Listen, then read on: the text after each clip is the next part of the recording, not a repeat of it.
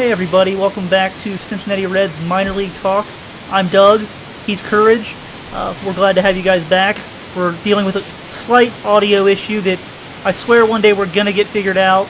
We almost had it today, didn't quite work. Hopefully this is the last time we've got to painfully deal with it, but Courage, you missed the show last week, you were a little bit sick. How you doing? Feeling better, Doug, but I have to get on your level. You've got the microphone of your own, and I've got one that's basically an expensive prop at the moment. So our New Year's resolution, I suppose if we need one, is just get on the same page and make it even better for the great readers who have supported this site all season long in record numbers. All right, well, over the weekend, there was an awesome event here in Cincinnati where I live. Courage is, well, he's in... Still highly. He's kind of between Baton Rouge, I believe, and Pensacola, depending on exactly what time of the year it is. But up here in Cincinnati, we had Reds Fest, and they handed out their 4 minor league awards. We'll start off with the Community Service Award that they handed out, and it went to Barrett Aston, who is a right-handed pitcher. He was in Pensacola this year. Courage, you got a chance to see him. Why don't you tell us a little bit about his performance during the year? Well, Barrett Aston kind of did whatever he was called upon, started almost as many games as he pitched out of the bullpen, but was exclusively a reliever up until the end of the season. Very good splits, a whip under 1, as you can see. Very good sign, and added to the 40-man roster after a strong but somewhat, quiet Arizona Fall League campaign. The reason he's on this list, though, is for the Community Service Award, a fixture at the multiple baseball camps held down at the stadium, a few community events, all around a good guy and an even better player, as evidenced by his 40-man roster selection. So sooner or later could help the Reds in a multi-inning role out of the bullpen, as he did a few occasions in Pensacola, but more than likely could slot into that Louisville rotation as well and give the bats a little jolt of experience. Yeah, it wouldn't surprise me if we got to see Barrett Aston at some point up with the Reds next year. Probably not going to see too much action, I'd imagine, in the Louisville rotation just because of all of the other guys that are going to be moving up and some of the guys that are going to be staying back. But I think that he's probably a guy that we'll see in Cincinnati at some point next year. Speaking of guys we'll probably see in Cincinnati next year, the Pitcher of the Year award was handed out, and it went to Amir Garrett. And... yeah, he definitely had himself one heck of a season, splitting it between both Pensacola and Louisville. He had a 2.55 ERA between the two and 144 2/3 innings. He only gave up 99 hits and 6 home runs. 59 walks and 132 strikeouts. Courage, what are some of the things that you saw from him in the first half of the season when he was with Pensacola? I think the surprising comment from Pensacola manager Pat Kelly, when we all knew this is a pitcher who clearly is blowing by the competition in the Southern League, he still saw some room for improvement, and I think we saw that in the first few AAA games as well, of just trying to find the strike zone and improve on his command. 6 home runs given up all year, but all of those at AAA. Didn't give up a single one with the Wahoos. Very, very aggressive on the mound, an absolute competitor, and it's just a matter of being able to locate the slider. He's not afraid to use it. He's gone to a changeup a little more often than he ever has before. So I think if he can find a solid pitch in that changeup and accompany a already strong mid-90s fastball and a good slider, he is still a threat to start. And the Reds are certainly going to try out almost everyone, either between Cincinnati's bullpen or the Louisville rotation. And if we're betting on Amir Garrett in December, I think he starts in the Louisville rotation. Yeah, I think so too, if nothing else for service time reasons. But I also think that the Reds are probably going to give, maybe Robert Stevenson or Cody Reed a look first. But I'd be very surprised if we didn't see Amir Garrett in the big leagues in some role, whether that's as a reliever that comes out and throws a few innings here or there, or if he does well enough in the rotation and a spot opens up before the All-Star game. I just think that he's advanced enough at this point that they're going to find a way to use his arm at the big league level. And that's been an impressive thing about Amir Garrett as well, is how quick of a learner he is. He can make these adjustments in-game, and that's why he spent only half the season in Pensacola. Needless to say, he'll need to get a little more AAA seasoning before getting to Cincinnati, but when it does, when he is finished with Louisville, I think he's up with Cincinnati for good. He's already proven he can breeze through these upper levels. He just needs that one extra step. Another guy that spent his season at two different spots was the hitter of the year, which was Shed Long. He spent his time, there we go. I totally messed up the graphic there, but he split his time between Dayton and Daytona this year. He hit .293 between the two stops. He hit for power at both stops. You can see there on the screen he had 50 extra base hits, and he stole 21 bases. He's got plenty of speed as well. He's a bit undersized when you stand next to him. He's only 5'7", 5'8", but he's a strong guy. He's not really skinny or thin. He's just short. There's plenty of power in that bat for him.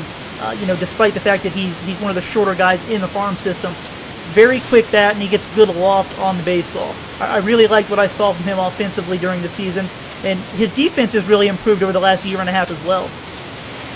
And this is a guy who really finally got a full season under his belt, even with an injury towards the season's end, which I'll go back to you in a second, but finally has a chance to play from April to the end of the year. Season high for all the categories you see there. 15 home runs, 50 extra base hits, drove in 71 runs, and then 21 stolen bases in 25 attempts. Not to mention 12 one-handed home runs in the Reds Fest competition, which you saw there. Yeah, that was one of the more interesting things at Reds Fest, was that Shed Long teamed up in a wiffle ball home run derby with a local celebrity. Pretty much all of the minor league guys did it, both pitchers and hitters. Just a fun little event, and Shed Long goes up there and he starts swinging with one hand. At first you thought, oh, this is just kind of funny, he's messing around, but it turns out that he actually had his hamate bone broken late in the season, and he had surgery to repair it, and he didn't want to take any chances messing it up, so he was hitting one-handed, and yet he still, along with his celebrity teammate, won the home run derby, hitting 12 in the final round in a 1 minute timed, as many swings as you can get, period. So that was pretty awesome. If you're interested in a little bit more information, we wrote about it on RedsMinorLeagues.com. At the same time, I talked with Jesse Winker a little bit, and he also had a wrist injury. It wasn't the same wrist injury that Shed Long had, but he mentioned that he kind of did have that wrist injury during the season. He missed 4 or 5 weeks with it before he came back, and he only hit 3 home runs on the season, and that's kind of been something that you've heard a lot of talk about on the internet.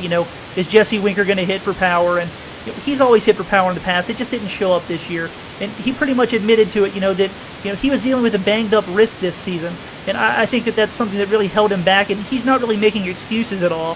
He still hit .303 on the season, and he walked as often as he struck out.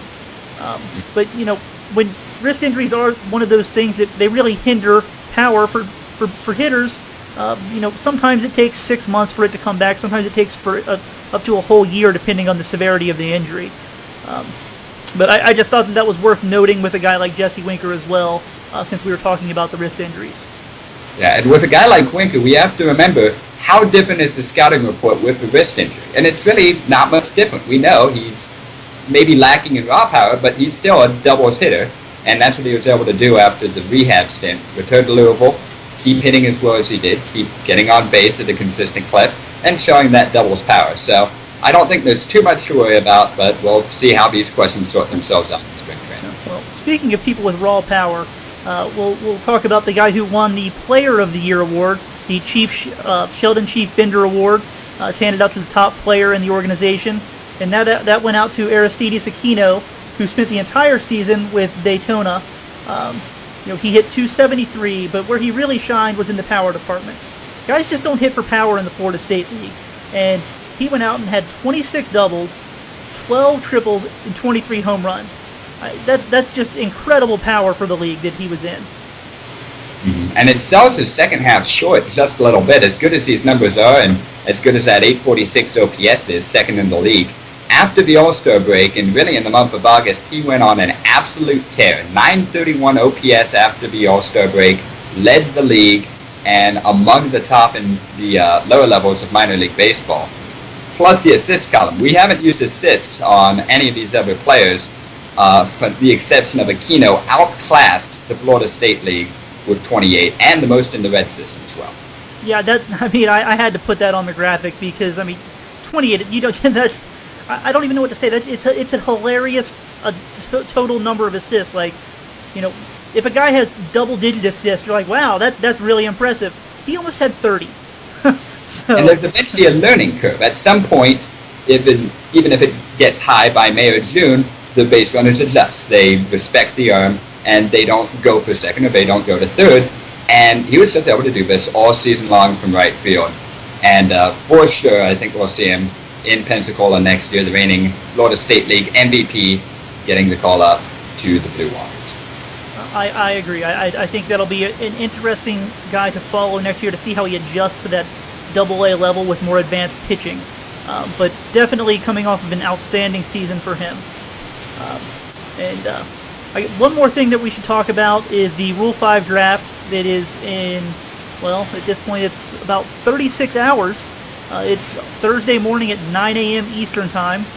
The rules have changed a little bit in the new collective bargaining agreement. It no longer costs $50,000 to select a player. It's now $100,000 to select a player. In the grand scheme of things, I don't think that's going to stop anybody from selecting anyone. That's really not too much money for a team to really kick back and take a look at a prospect in spring training and see if they think that this guy's going to stick or not. The one thing I do wonder about is when a guy doesn't stick to a roster, is the $50,000 instead of $25,000 going to allow teams to keep a few of these guys that maybe in the past would be returned? That's something we'll have to take a look at. And then on the player standpoint, I think, and we've already discussed the CBA on the site in some capacity, this would be an easier question to answer if the 26-man roster was in play, and maybe a little easier to hide a reliever all season long if needed. But that system stays the same. They upgraded the fee from pocket change of $50,000 up to $100,000, and now it's a matter of the Reds with 38 on the roster picking up a player in this Rule 5 draft and possibly seeing a lot of that organizational depth on the way out as well. Zach Vinci in that category, relievers like Nick Rout and Evan Mitchell are in play, and Zach Weiss could be the biggest target even with one missed season. Yeah, I think that the Reds are going to be sweating a little bit come Thursday morning. It really does seem that there's 4 or 5 guys that legitimately have a chance of being taken from their organization. They're currently at 38 men on their roster right now, so it wouldn't surprise me if they took a look at somebody. I think that a relief pitcher is probably where they'll go if they do select someone. I wrote about the pitchers that they could look at today on the site. Probably 5 or 6 right-handers or left-handers. There's some really big power arms available, and obviously all of these guys have some question marks with them or they wouldn't be available. But the one thing that is most intriguing to me is to see what kind of players the Reds target. This is going to be Dick Williams' really, I guess, his first really big decision that he's got to make. It's going to give us some insight into the way that he goes about looking at players. We've seen what Walt Jocketty has done, who leaned more on the scouting side of things. And that's not to say that Dick Williams isn't going to lean on his scouts. He absolutely is going to lean on his scouts. But I think that Dick Williams is definitely more statistical friendly, and we're going to see if maybe that plays out when it comes time to select somebody on Thursday. And I don't think I've seen any clear indicator. Certainly the Reds have some enticing names out there. I haven't seen any clear number 1 pick, like I think we did last year with Boog Powell at the top of the list. Jabari Blash was a very attractive candidate. And the Reds were able to pick up Ariel Hernandez in the later round. He later stuck and is on the 40-man roster 1 year later. But I don't see who the Reds... There's not an obvious name at number 2, but there are many interesting lottery tickets as usual. Yeah, well, I think that's where we're going to cut it off for the day. We're pushing 15 minutes right now. Again, just wanted to say thanks for giving us a listen. If you aren't subscribed here on YouTube, feel free. You'll get updates whenever we do another show, when we upload videos of the prospects during the season. And even right now, I still haven't uploaded all of the videos from the season from last year. So definitely subscribe if that's something that you're interested in. And thanks for giving us a listen, and we'll see you next week.